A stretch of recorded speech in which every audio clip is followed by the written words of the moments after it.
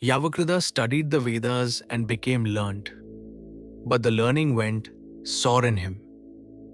He grew vain with the thought that he had won his knowledge by the boon of a god, not by the patient tutelage other men endured. Knowledge without humility is a dangerous possession, and Bharadwaja watched his son swell with it and was afraid. So Bharadwaja tried to warn him. The gods, he said, grant boons to persistent fools the way merchants sell strong drink to fools for money.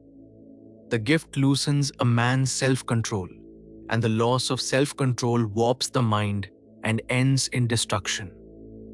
To drive it home, the old sage told his son an ancient story of another boon that killed the man who held it. Long ago, he said, there was a sage named Baladhi, whose son died young and left him broken with grief. So Baladhi performed terrible penance for a single boon, a son who would never die. He wanted to buy his child out of the one contract no one escapes, and he pressed heaven hard for it. The gods told him plainly, this cannot be. The human race is mortal by its nature, and every life must have its limit. Name your own limit. Then, they said. And Baladhi answered cleverly, as he thought, let my son live as long as that mountain over there endures. The boon was granted, and a son was born to him, Medhavi, and Medhavi grew up believing himself deathless. For the mountains, surely, are forever. That belief curdled into arrogance. He treated everyone with contempt, certain no consequence could touch a man whose life was chained to a mountain. He had confused a loophole with immortality, and pride did the rest. One day, Medhavi insulted a great sage named Dhanushaksha, fearing nothing. Enraged, the sage cursed him to be burned to ashes, and the curse simply slid off him, and Medhavi laughed, more certain than ever of his own invincibility. But a great sage does not stay puzzled for long. Dhanushaksha stopped and thought and remembered the mountain. So Dhanushaksha took the shape of a wild buffalo and by the force of his penances charged the mountain and shattered it to pieces. And in that instant, Medhavi fell down dead. The deathless man had forgotten that his life was only as strong as its weakest link, and the sage had simply broken the link. Such was Bharadwaja's cautionary tale. Learn from this. My son Bharadwaja concluded, do not let vanity destroy you. Cultivate self-restraint. Do not overstep the bounds of good conduct. And above all, do not be disrespectful to the great Raibhya. It was wise counsel, urgently meant. And Yavakrida, drunk on his own greatness, did not truly hear a word of it. Then spring came to the forest, and the world went soft with it.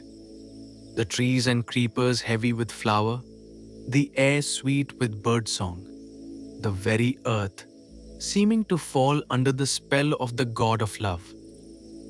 It was a season made for tenderness. It would witness the opposite. In that season, Paravasu's wife was walking alone in the garden near Raibhya's hermitage, a woman who seemed more than mortal, beauty and courage and purity all meeting in her. She moved through the flowering garden in perfect innocence, harming no one, expecting no harm. And Yavakrida came upon her there, and in that moment, every warning his father had given him proved true at once. Overwhelmed by her loveliness, Yavakrida lost his reason and his self-control utterly. The boon one learning no shield at all against the beast in him, and he committed against her a terrible and shameful wrong, forcing her against her will and leaving her broken. The learned man had become, in an instant, the lowest of criminals. This is what a gift without wisdom is worth. When Raibhya returned to his hermitage, he found his daughter-in-law weeping, inconsolable, her spirit shattered. And when he learned what had been done to her, a cold and implacable fury rose in him.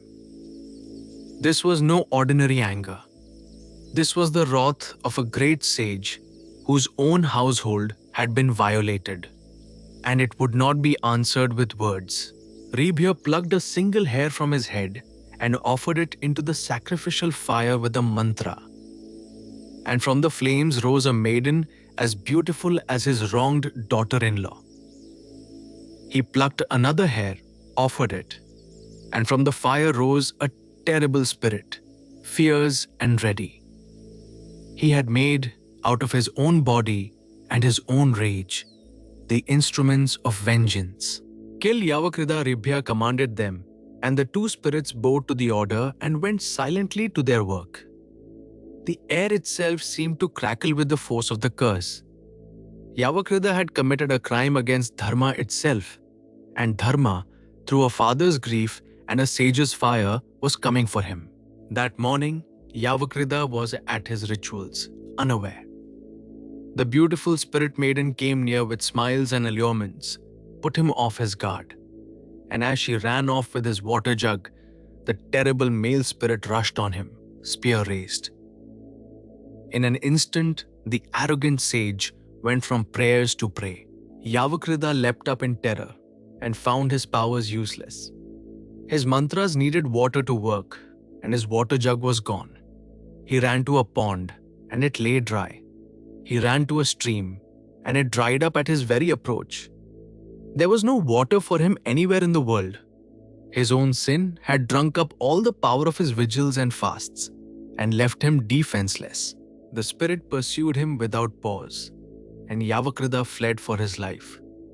The great ascetic, the boon-blessed scholar, running like a hunted animal with a demon at his heels. All his learning and all his penance worth nothing now.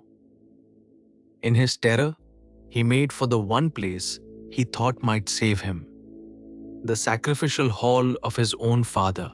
But at the entrance, a half-blind old servant who guarded the hermitage failed to recognize the son of the house in the crazed, fear-distorted figure clawing to get in, and blocked his way.